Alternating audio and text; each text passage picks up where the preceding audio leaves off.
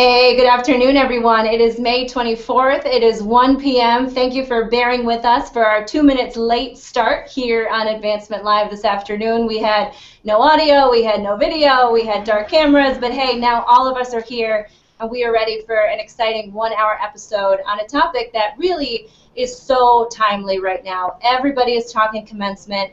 Everybody is talking welcoming new alumni into our alumni families. And so my three guests today have some extraordinary experience with that, with working with students, working with our young alumni, working on the technology side of things. We're so lucky to have Mirko from iModules with us as well. So we really want to get into a great, let's say 45-minute, 50-minute conversation about what we all know best right now this time of the year, and that is welcoming new alumni and making sure that they stay engaged for life.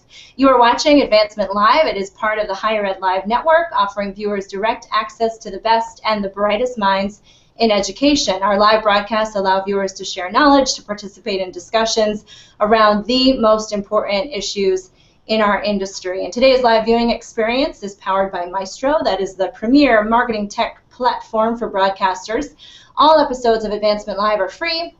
They're accessible in the video archives at higheredlive.com, and you can also find them in podcast form on iTunes. And again, we are so grateful to iModules. They're making this afternoon's episode possible, and we will learn more about the technology they provide throughout the course of our episode. Of course, Higher Ed Live is produced by M. Stoner, a marketing and communications firm that works with higher education institutions on branding, strategy, web design, and so much more.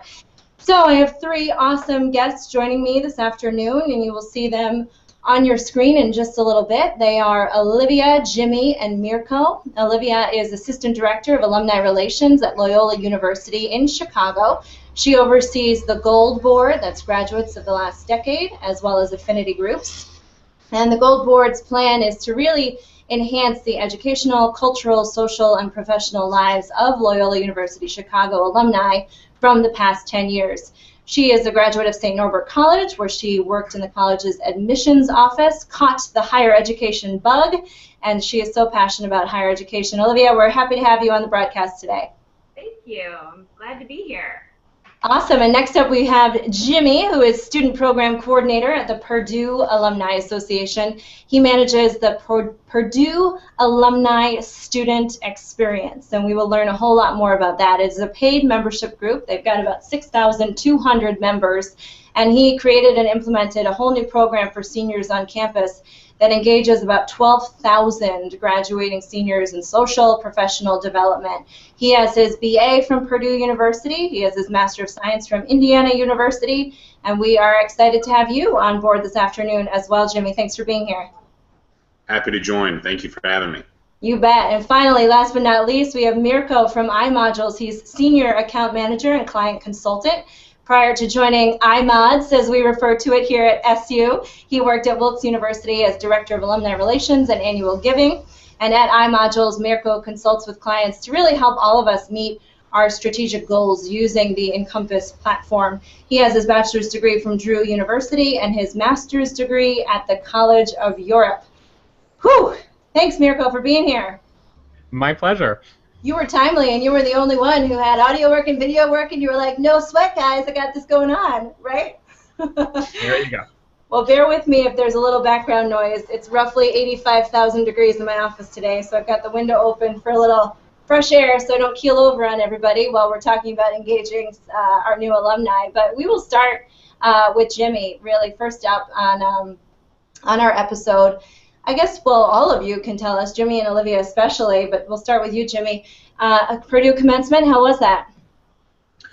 Commencement was great. It was about 2 weeks ago, and we graduated about 7,000 to 9,000 new alumni, and it was a great weekend for us. Weather was amazing. Had a lot of families stop by at our office, which is the Dowk Alumni Center. We have a separate office on campus, a separate building really, and we also commencement started Friday night and went through Sunday morning, and so we had a brunch Saturday morning and Sunday morning that was very well attended.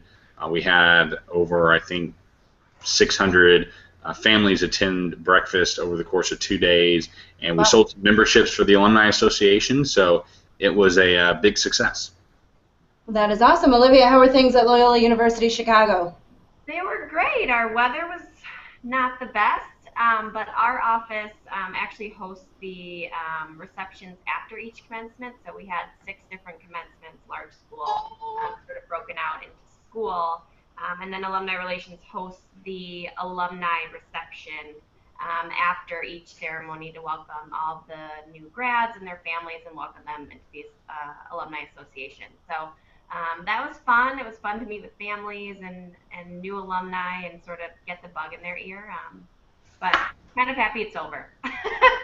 I hear you. And Mirko, you arguably attended hundreds of commencements because you saw what everybody was doing on the back end side of things. How was the experience this year going through on the iModules side for 2016 commencement? Any cool things you saw some schools do or anything? I know we want to get into gathering data from our seniors. Anything that you're like, hey, everybody else needs to know what this school is doing? So first of all, I think it went really well, and we see more and more schools actively engaging students while they're still students, and then, like Olivia and Jimmy have said, through commencement weekend. I think that trend, I would say, started within the last really 5 years at a lot of schools. Before it was like commencement isn't really, alumni aren't really involved in commencement, and then 3 weeks later or 3 months later when students are loaded into the offline database, that's when alumni relations starts paying attention. So the trend has definitely been, let's get them engaged while they're students, ideally, and then also be involved in commencement activities. So it just makes that transition so much smoother. Awesome. And then, of course, I know we did it on our end, and I'm sure Jimmy and Olivia as well. We talked about this a little bit in a prior episode, but it's so important when you talk about engaging your new alumni, being able to reach them. How did you see, we'll start with you, Mirko, schools finding that contact information for those seniors who are now transitioning into being alumni? Any best practices on that side of things? Absolutely. So I think the key thing is focusing on trying to get that information while they're still on campus. Because once they're off campus, they're much less likely to engage with you and provide updated contact information. So what I've seen, it's a mix of approaches. Some schools, the alumni office is actually part of a senior farewell program where seniors have to go from office to office to office and get signatures or get approvals. And if the alumni relations office or alumni association can be part of that, that's an ideal way to, quote unquote, force the senior class to provide contact information. If that's not possible on your campus, though, there are obviously other ways to do that through events that you're holding throughout their senior year, things at commencement. I think one of the critical things from our perspective is that you gather non-institutional email addresses. And why is that? Well, I think there are a couple reasons. So, I mean, for one, students don't always continue to check institutional email addresses. I think we've seen that, even if you have email for life. And if you don't put a focus on your non-institutional email address, they'll give you their school's email address when they fill out the information and then stop using it 3 weeks later. And you really have lost that opportunity to engage with them online. Olivia and Jimmy, we'll start with you, Olivia. How does your office make sure, because your role especially, I mean, these are your peeps, your graduates of the last 10 years. Like, you got to keep them connected. So how do you go about doing that from the commencement process into when they become alumni? Yeah, so we sort of had one route that we did last year, and this year we sort of implemented a second route, so we did 2 this year. We started these things called senior meetings, I think similar to kind of what Mirko was talking about, like off your checklist type thing. So we didn't require seniors to attend these senior meetings. They were just offered, and we really pushed them and had people spread the word and all that kind of stuff, just to get them out to understand what alumni relations can provide to you and what it means to be an alum, just sort of baseline information about your next steps in life. And in those meetings, which we had a pretty good turnout, even though they weren't required, and we sort of let them know that our information is only as good as what you provide to us. So let us know what your email address is, where you're going, all that kind of stuff. And then we also do sort of a congratulatory email to all graduating seniors, letting them know that they're part of this community now. Here's the link to the directory. Let us know where you're going. And again, we push that non-Loyola email. However, we also encourage that people opt in to our Email for Life program as well. So we kind of do either or for the email bit. But yeah, so we sort of done those two larger things to kind of keep them informed. Awesome. Jimmy, how about on your end? You have a unique position in that you work very closely with students, so you kind of have them at your fingertips in order to get that good information. Tell us what you're doing at Purdue. Sure. Well, we do a couple of things. I have a colleague that I work with who does young alumni relations. So as they begin to head to senior week and commencement weekend, it's almost like a football. I kind of hand them off to her, and she starts programming. We work together starting about the last month of their senior year to kind of conduct that transition. And one of our biggest programs that we've done for probably over 10 years, and it's really grown, is the senior send-off. We do one in the fall and one in the spring for both big graduation sessions, and typically our attendance has, for winter commencement, has hovered about 500 to 550 people attending the send-off. It's a big vendor fair. They can connect with departments or businesses in the area that want to connect to graduates and young alumni. And then in the spring, we've typically had average attendance of about 1,500. Wow. And this past spring, we jumped up to 1,880 people that attended. We actually had about 2,200 that registered. One of the things we did is we put the information on the commencement website, so we worked with our registrar's office, and that really... I'm sorry, you worked together with another office on campus, right? I know, right? Almost unheard of. I love it. That's great. So that really bumped up our numbers a lot, and obviously we want them to attend, but even if they don't attend, when they RSVP for the event, they have... Oh dear, Jimmy froze on us in a most compromising position to freeze in. Poor Jimmy. It looks like we lost Jimmy, so we'll wait for him to reload his Google Plus, and we'll move on because I had a couple other questions for him. It's just Murphy's Law. Right as you're in the middle of that great thing to say, Jimmy has frozen. So we'll work on getting Jimmy back up to join the broadcast. And I guess I'll move over to Olivia and your gold board, because a lot of schools do graduates of the last decade. They have programming for young alumni. We call it Generation Orange here at Syracuse University. What is your gold board, and how do you decide which alumni advance to the stage of being board members versus just young alumni who stay engaged? Yeah, so it's a board of about 30 young alumni, so graduates of the last decade. It's actually, you apply, and the current board accepts new members. So we do have rolling admissions. So anybody who's looking to sort of give that little bit extra of their time and talent can sit on this board. I think it originally was intentional to sort of roll into the National Alumni Advisory Board. So it sort of gives young alumni, a voice and sort of to drive that young alumni programming. I guess I come from a different circumstance where I am a young alum, so I could technically put on the programming, but really it was our idea to sort of have them drive the programming. What do young alumni want? What kind of networking services do they want, and all that kind of stuff. So they sort of direct me in putting on some of these events and what we should ask and do and all that kind of stuff. I think that really helps in your messaging then too to young alumni, because you're hearing from them directly. That was a point Mirko made, like maybe you send the alumni newsletter before they even graduate so they see what's out there for them and it doesn't feel so scary or not relevant. Exactly, and it's coming from them, so it's peer-to-peer. It's not the alumni relations office hounding them. It's, this gold board member who's my fellow alum of the school is asking me to come out to this event or donate or whatever it might be. So it's really, really successful. They're a great group, so it makes my job pretty easy with them. But they do about 6 or 7 events a year, and again, it's all driven by them. I do like the logistics for them, but it's put on by them. And we're at about 30 members right now. We just elected 4 new members last week. So we're constantly interest in joining. And it's just kind of a way for us to engage that core group that wants that extra little bit, and then hopefully maybe some of them will go on to our national board of trustees, whatever it might be, and continue that leadership role. So it's a great group.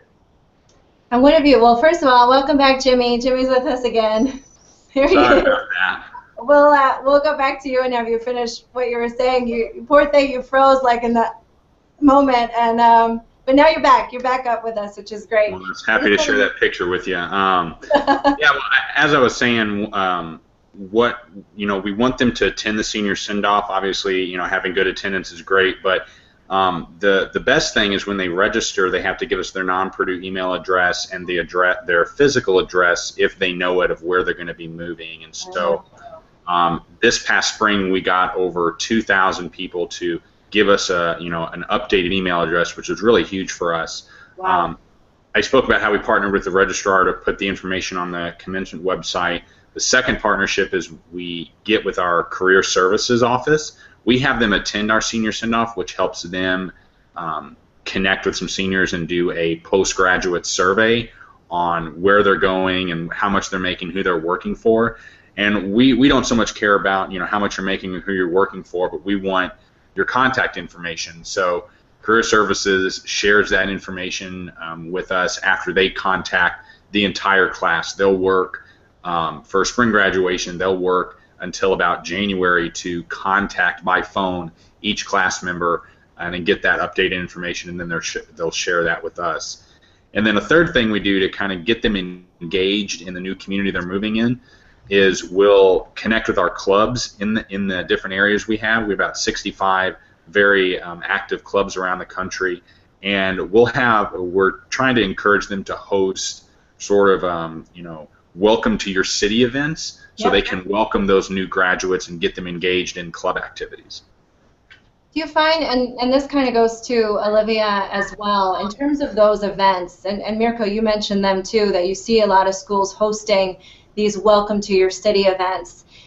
In this day and age of being able to tell everything you really need to know about your city through Facebook groups or events that are created, or the online component that so many of our seniors are used to, how do you convince them to go to in-person events? Does it need a lot of convincing, and what events are the most popular? And I guess we'll start with Olivia, because you were talking about your gold board and the events that they suggest. So what works to get them out? Because we've tried networking events in some cities, and we've literally stared at each other and heard crickets because nobody shows. So what's the secret sauce to encouraging new grads to find their alumni community in their new city? So we do 2 events that we actually invite graduating seniors to. So our young alumni, our graduates of the last decade board, put on these 2 networking night events per year, and we invite, like I said, graduating seniors only. They're at a bar setting, so it has to be over 21 and all that kind of stuff.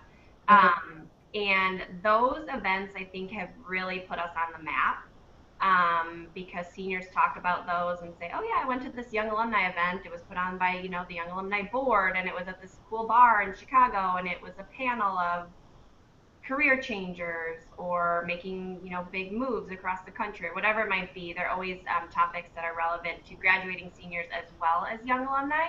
Okay. And so I think those have sort of put young alumni events in general on the map. In terms of like our Rambler clubs, which are our regional clubs across the country, we don't do a welcome to this or that, and I don't think we do that well. I think we don't get many young alums at those sorts of events across the country. It's more so sort of that same core group that's meeting every time, and maybe a handful of new people who have come out.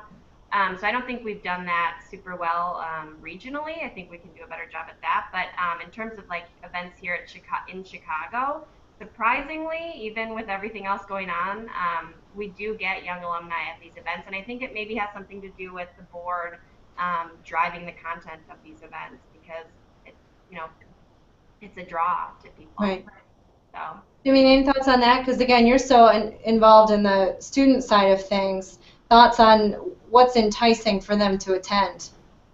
Sure. I talked with our club director, and both of us got together and we decided, we don't want to do that typical event where it's at a bar and it's a game watch or something like that. We want to make this more of an event geared toward young professionals, and especially those young professionals who are moving to an area for the first time. So we talked about, what could we do that's more, that's a little bit more engaging for young professionals, but also can still engage those alums that would attend to see those young professionals. And so something we did with our Washington, D.C. club is we have a connection with C-SPAN through one of our alums, and he got us, we were able to get a specialized tour of C-SPAN, and then we did a networking reception at a local restaurant after the event. So it just wasn't meet up at a bar and meet some people. It was, learn about, a cool place in your new city, and then we can go and enjoy each other's company over some,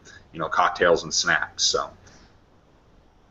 That's awesome. Mirko, anything you've seen schools, I know you work with several who do those, class-focused events in that first few months out of graduation. Anything you've seen that's been particularly successful or particularly dreadful that you wouldn't suggest that schools do? Any thoughts on your side of things? Sure. So I think a couple of things have already been talked about. So it has to be something that's interesting to recent alumni, right? So first of all, getting their feedback is going to be beneficial, and making sure that's something they're interested in. Just having a networking event and calling it networking, I haven't seen work as well over the last few years. I think that, not that people aren't interested in networking, but there's so many other places to network and other ways to network. So setting your events apart a little bit, I think, is beneficial, and then getting that core audience and engaging your volunteers and reaching out to recent grads. So one of the things that several of the institutions that we work with do is, first of all, they're collecting that contact information for new grads so they know where they're moving to. Right. And then if they do have regional chapters, they'll actually have the chapter president or one of the chapter volunteers reach out to the new grads via email, or in the next e-newsletter that they send, they'll have a little section that's focused on that regional chapter. I mean, there are any number of ways to work with that, but immediately that recent grad feels connected, because now you're tailoring your message to them based on what you already know about them. And if you can have that personal contact with a volunteer in that area, even better, right? Or even just adding them to the list, to the regional club communication list, anything like that, I think will help to get them engaged early on.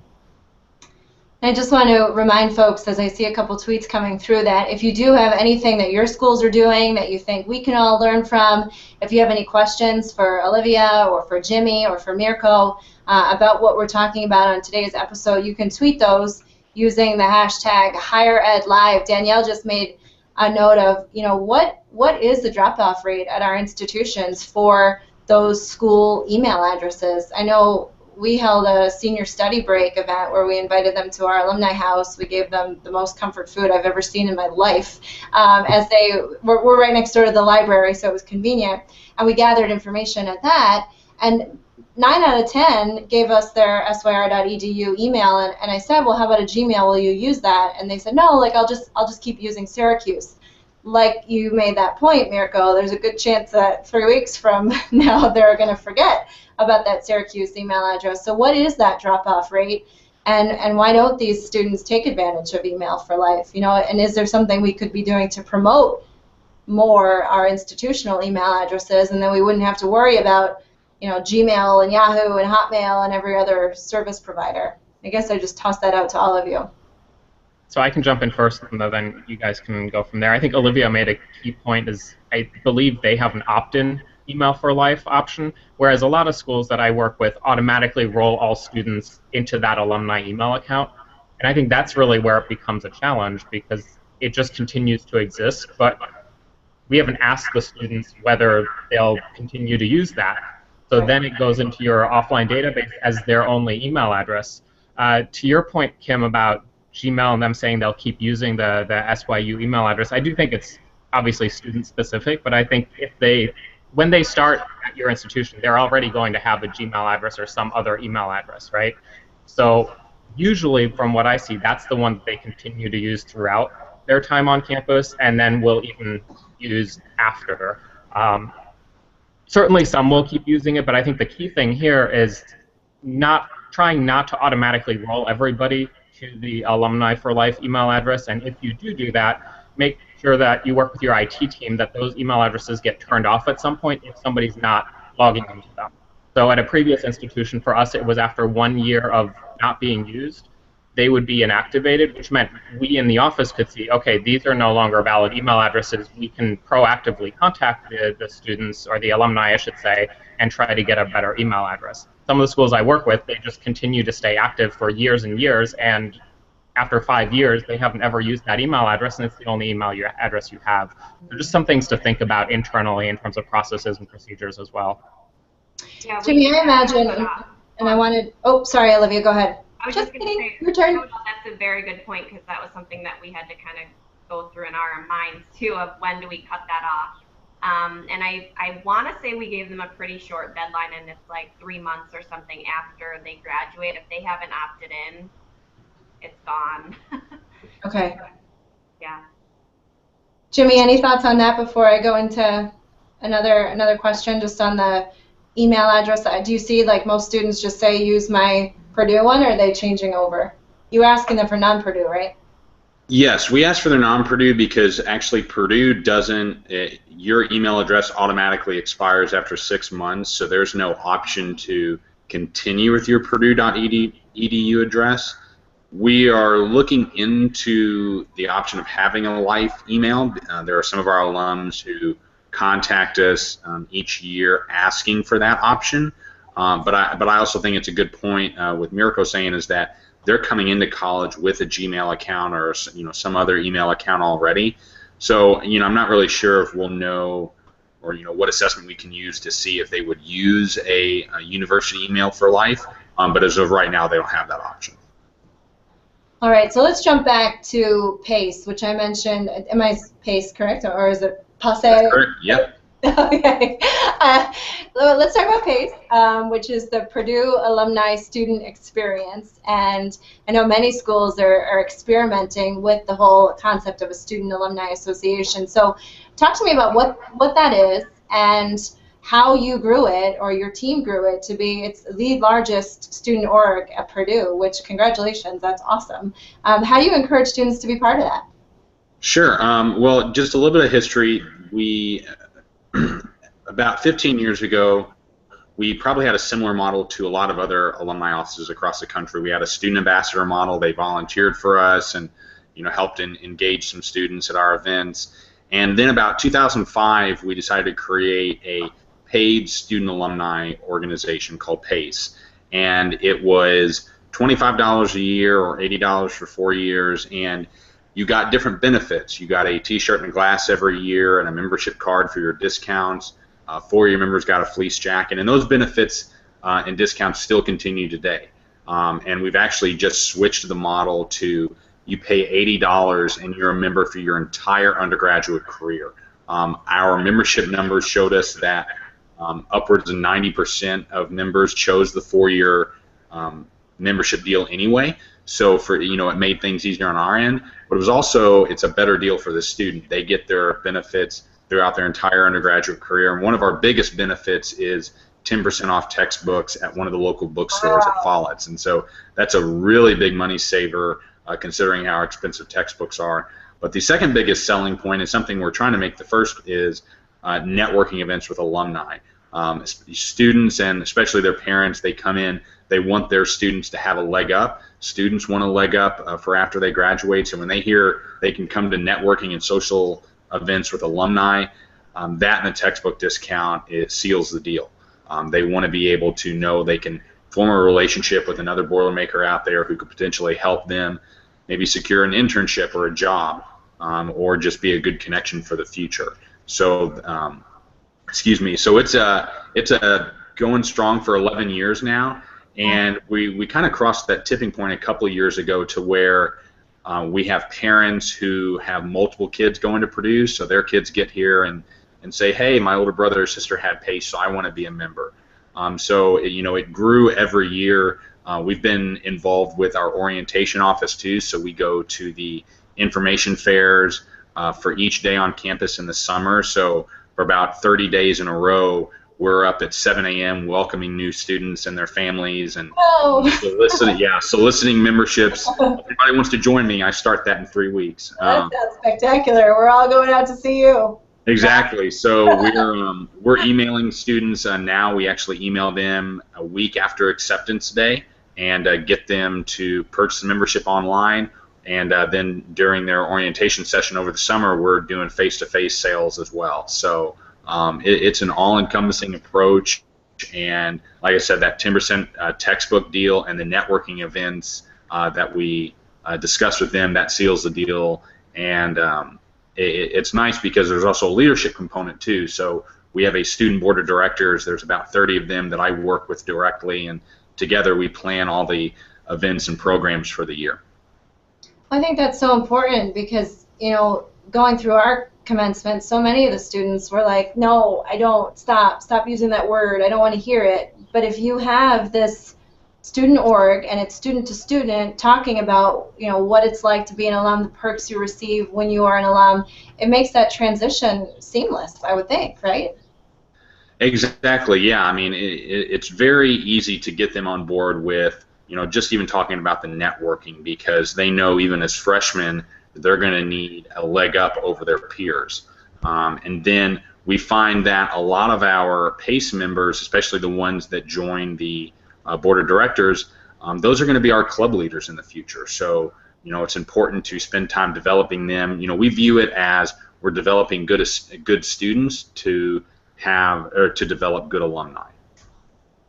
I love it. I just want to give a shout out to Matt, who tweeted, Matt Fenstermaker, MattFen12. He just tweeted us a link about what the Ohio State University does. It's a really neat map. I just retweeted it, so it's on the Higher Ed Live hashtag. And it's a neat map where graduating students put pins, or will be. It doesn't look like any are placed yet, unless my tool is not functioning properly. Could be because I'm not in Chrome. Where they put pins on the map to show where they're heading. And in order to place your pin, you need to provide your email address. So that's kind of another way of the school gets the back-end data and the students get to see where their fellow seniors, where their friends are going. I think that's a neat idea as well. Mirko, do you see many schools doing that whole plant your flag? I know we called it that at SU several years ago, the whole map concept. Have you seen any of that, or that's kind of new on your end? I can think of a couple of schools that are taking that type of approach. And I mean, you can do it any number of different ways, right? It can be this online map, or I've even seen some places on campus where they have students do that as part of senior week programming, for example, or something like that, where they actually have a paper or some kind of map where they just stick a pin in the map on campus. So yeah, not a ton of schools, I would say, but definitely some. Nice. So we focused a lot on email as a tool to keep the students engaged, our new student graduates, our seniors, our new members of our alumni family.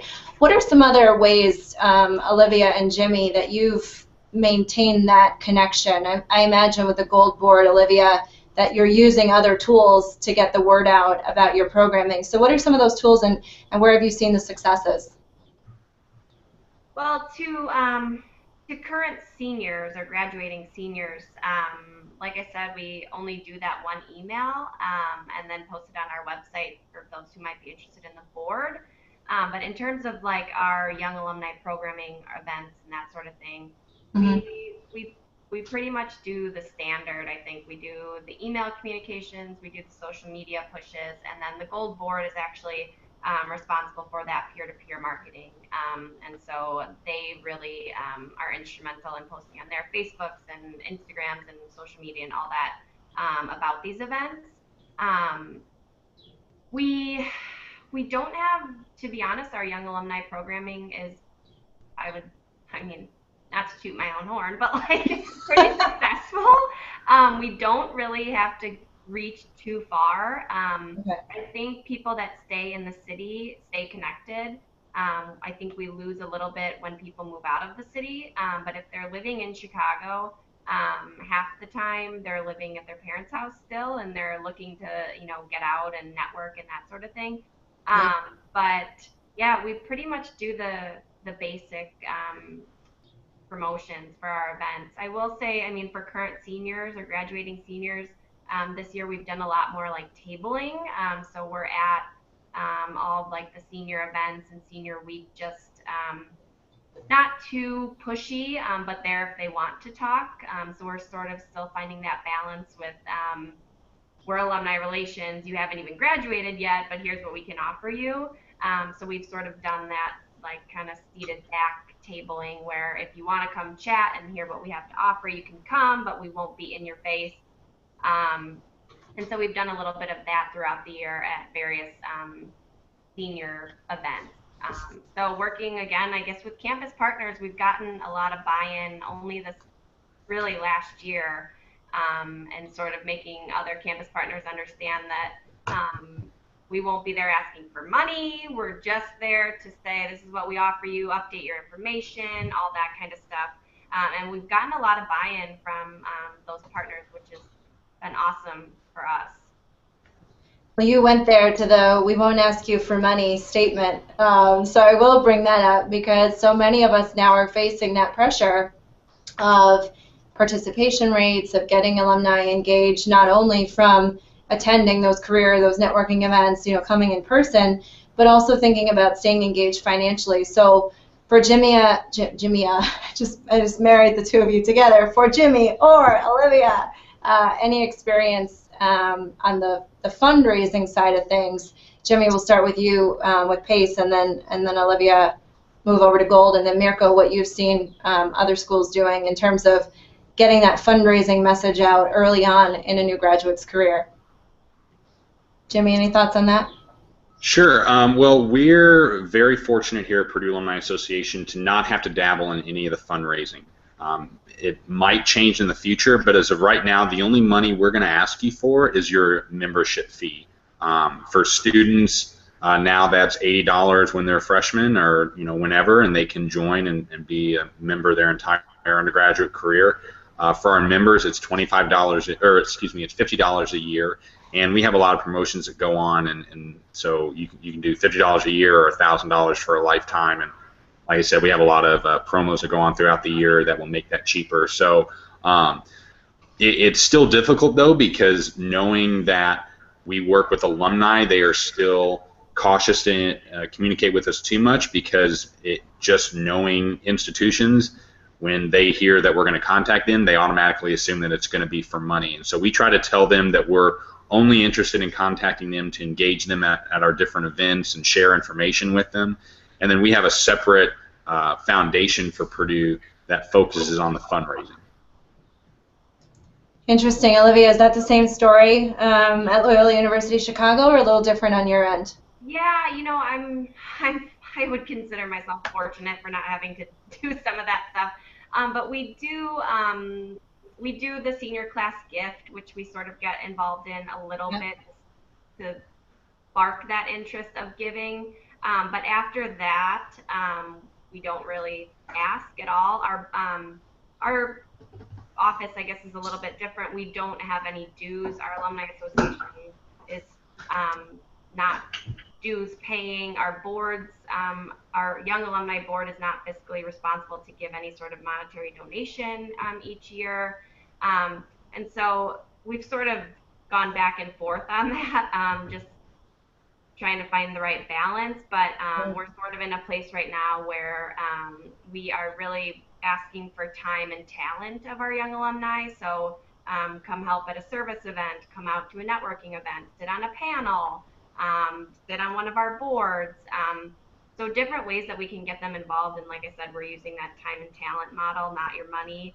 And then, in the sort of background, we always mention that, eventually down the line, maybe it's possible that you are able to give or give back. So we try to create that culture just in conversation, but not necessarily in straightforward asks. We do at our events, and again, we've gone back and forth with this, do a included donation to student scholarships. Okay. To sort of start that idea of, hey, I'm going to this event, but I'm also giving $5 to student scholarships. Again, we took it away for a while because we felt like it was forced fundraising and it kind of affected our numbers a little bit. We've sort of brought it back with the option to opt in or out. but still having it present on that registration site. So we've kind of been all over the place a little bit with how we ask or where we placed it, but in our office it's all soft asks or More just time to present. focus. Yeah. Miracle, you brought up the good point of commencement season being a time to connect your younger grads with your older alumni to start to have them realize the importance of giving back from all three, time, talent, and treasure. So can you talk about, a little bit about that and then what you're seeing from other schools? Sure. So I think one of the key things is a senior class giving program, and having that, because that's that first step of education, right?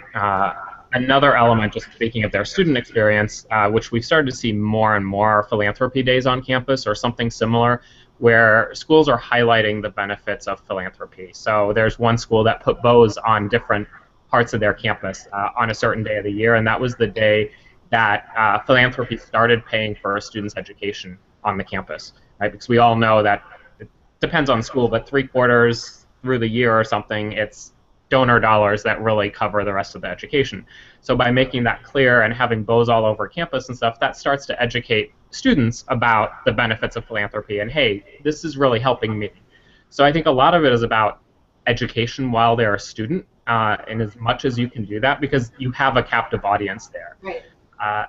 The other element is to think about your communication process with the students that just graduated. So the last thing you want to have happen is that the first email they get from you is a solicitation, right? Which I think may happen at some schools, and you just don't think about it, right? It's all of a sudden they're in your database, they get passed to your online community database or your email list, and they just get added to this solicitation that's going out to everybody without having a series of more alumni-oriented communications. So I think it's critical that schools look at that communication plan as a group, so with the annual fund team, with the alumni team, and map out, okay, the first, let's say, 3 emails will come from alumni, or the first 3 months it's going to be alumni newsletters, regional chapter, welcome to the Alumni Association, whatever it may be. And then we may start getting that giving message in, or having them receive one solicitation. But again, the more schools can put themselves in the mindset of the student or the recent grad and how they're going to approach that or view that, the better. And then I do want to circle back to part of your original question is bringing alumni together. So bringing the older alumni together with students or with recent grads, I think it's beneficial. I mean, your older alumni have a wealth of experience, but they are likely also ones who give back to the institution. So it doesn't have to be a hard message, right? But it's just part of the thing that comes up in conversation. And every opportunity, just talking about why giving helps. Not necessarily, to Olivia's point, that hard ask, but, hey, did you know that because of alumni support, these are the benefits you have? Or the scholarship ask, or things like that. Just, again, to raise awareness of young alumni. The other thing where it helps bringing older alumni together with recent grads, I've found just talking to schools, is that older grads remember their time on campus, and it actually makes them more likely to support the institution, right? Because they're starting to think about their memories, and you connect them to the students of today and what's happening at the institution today. There's a side benefit to that as well. No, I definitely agree with the connecting of them together. And I want to make sure we have a little time as I look at the time, and it's 1:45. Wow. Just talking about, I know, Jimmy, you said you've got some new programs, new things coming down the line. So as far as thinking ahead to next year, what's on deck for PACE? What are you thinking about at Purdue? Could you repeat that again? Oh, sorry. The new programs and services that you're thinking about creating at PACE. Sure. Well, one of the things that we're thinking about, or that we've done this past year, is which is separate from PACE, is the senior year experience, and that's the first year was a little rough in some respects with our attendance numbers at events, but other things went really well. So this next year we're kind of going to fine-tune some things, look at some different locations for events. We actually talked a lot with Northwestern University, and they've got a really great program that we're going to try to that they've shared some information with us, and we're going to try to duplicate some of what they're doing. As far as PACE, we're trying to kick it into high gear in a sense with more events on networking, more events on professional development, so more opportunities to network and meet alumni, more opportunities to learn about our club program. We really want to engage the students in a way that shows them, the leadership opportunities continue after you graduate as well. So it's a great opportunity to, serve your community as a young alum and really jump into a pretty good leadership role. The other thing is we're looking at what ways electronically can we schedule some networking events. I'm not sure who has heard of Brazen or not, Yep. but we signed on with Brazen this past year and have seen some pretty good success with our alumni, and we want to test it out with our student population. So we did one event this past year, but it didn't pan out the way we wanted. So we're going to go back to the drawing board and see, what ways can we connect them with alumni electronically or over the internet, so that they can, network but not to leave the comfort of their room. I love it. Anything else, Olivia, on your end that you're thinking about for Gold for the coming year? Yeah, we actually have rolling out in this coming year our new Student Alumni Ambassador program. So we have not had any sort of student alumni group, so this is brand new for us. So we have about 20 students that are going to start with us in the fall, and then hopefully we'll bring on 10 freshmen. So they're from all years, and they'll be doing a lot of work with our Gold board and our affinity groups. One of our biggest things was current students want to connect with alumni, and alumni want to connect with current students, and so this was kind of our way to solve that. So they will help out at our events. They'll sort of be our soldiers on the ground for promoting what alumni relations does and what it means, and how students can and should be networking and talking with alumni and how they can sort of utilize that. So that takes off in the fall. So we're excited about that. We did our interviews. We just wrapped them all up and hired our students, and we're going to do a big weekend training session this summer with them. Wow. We're really excited about that. So I think all of the work that I sort of do sort of plays into that and will sort of tie into everything that they do. So I'm excited about that. That's kind of our big thing for next year. Also our service program, which might not apply to everybody, but coming from a Jesuit university, it's a big thing that we hear from alumni all the time. How can I continue to serve and have those sorts of opportunities after I graduate? And so again, that will probably play into the Student Alumni Ambassador role as well. Coming up with some service projects throughout the year. We just brought back our National Day of Service, which was really big this year. And so next year, I think we'll be doing a lot more of that. So those are our two sort of exciting things for this coming year.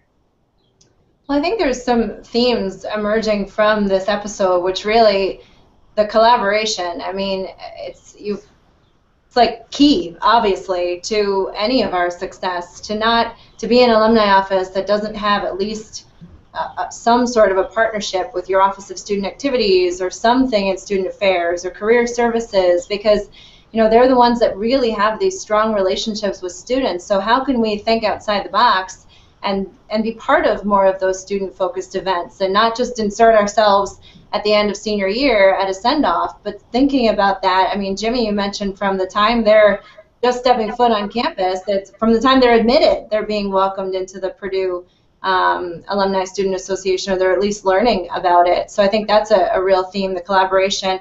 And then really your email addresses, yes, you have your institutional ones, but try as you might to try and get those ones that are not the institutional email address, so that you really hopefully will stay in touch with those students for life. And then thinking about the whole student to student or alum to alum piece of having them be the ones who are promoting your events, them being the ones who are helping to keep everybody engaged. Is there anything you guys think that I missed as I look at our 151 on a Tuesday afternoon? Anything I didn't touch on that you think is important to share with our viewers this afternoon? So the only thing I would mention is, I just wrote a note, and this was part of what Jimmy had said, but we all have very active student leaders on our campus, and I think sometimes there's that disconnect between knowing who they are in the alumni office so that we lose them as being active once they graduate. So it goes to what you mentioned, Kim, about having good contacts with student affairs and trying to identify those students while they're on campus so that they can then take on leadership roles in the alumni world, because it's such a shame. Some of our most active student leaders, I think, we sort of lose track of when they graduate. and we engage them right away. And I think there's an opportunity there for most of the schools that I work with, at least. Awesome. Jimmy and Olivia, I've learned from you. I had my notes going. I was trying to type tweets too, and I would encourage folks to check out the Higher Ed Live hashtag. I sent out the email that we sent to all of our class of 2016 members, welcoming them to the Alumni Association. There's a couple other examples from Oregon State and Ohio State, and so please do check that out. But any last words, Jimmy and Olivia, or Jimmya? Yeah. No, that's great. Thanks for having me. You bet. Olivia, I'll let you go first. I don't have anything, but I think we covered a lot. We did. I would just end with two things. And Mirko kind of touched on it. I think one of the things that we need to remember is that it's just not about attending. You know, when it comes to student involvement, it's just not about getting them to attend an event. About finding out ways that they can serve and be a leader for your organization. Because I think that's the, at least how we view it, is that's the highest level of engagement we can have for students, is when they jump up and become a leader for us. And then we know that they're going to be more engaged with us when they do graduate and become alumni. And then second thing I would say is making sure you stay up to date with the different communication methods students are using. One of the things we bought this past year, we worked with Easy Texting and purchased a plan with them. And so we have the capability to text message our students now. And so we're able to send them messages and reminders about events, or we did a special discount for them for a local pizza joint on campus. So we're going to play around with what other capabilities we can use with that, and what other services and programs we can offer them through that text messaging service. So just staying up to date on what the students are using to communicate. I will say too, back to your first point, Jimmy. I think something that we've sort of struggled with and are working on is the message that we're giving to students that we want to be involved in these things. Letting them know that it's not just us asking for help from them, it's a mutually beneficial relationship. So what do they get out of it? And I think seniors sometimes get that, but when you're working sometimes with like freshmen and sophomores and juniors, it's like, well, why would I come to this, or why would I be a part of this? And so we've really worked on trying to literally like pen to paper, here's what you can get out of this. You can make connections with alumni. You can possibly get a job or an internship or a mentor, or so I think that's important, and that's what we've been working on, is what is that message to students about why they should come, why they should be involved, why they should talk to us at all. Awesome. Well, I appreciate all three of you taking an hour on a Tuesday afternoon right before Memorial Day weekend. Hey, to the kickoff of summer, unofficial, right? Kickoff of summer. Thank you. I'm leaving the office to go to a Carrie Underwood concert, reminder. Sorry. So thank you, all of you, for just sharing, new ideas, for sharing some thoughts for all of us to start thinking about the Jimmya again. Oh my gosh, Jimmy and Olivia and Mirko. Thank you for being with us on Advancement Live. And again, thank you to iModules for making a lot of our work possible, and of course this episode possible as well. We really appreciate you all tuning in. Make sure to check out that hashtag Higher Ed Live and enjoy that Memorial Day weekend. Thanks, everyone. Thank you.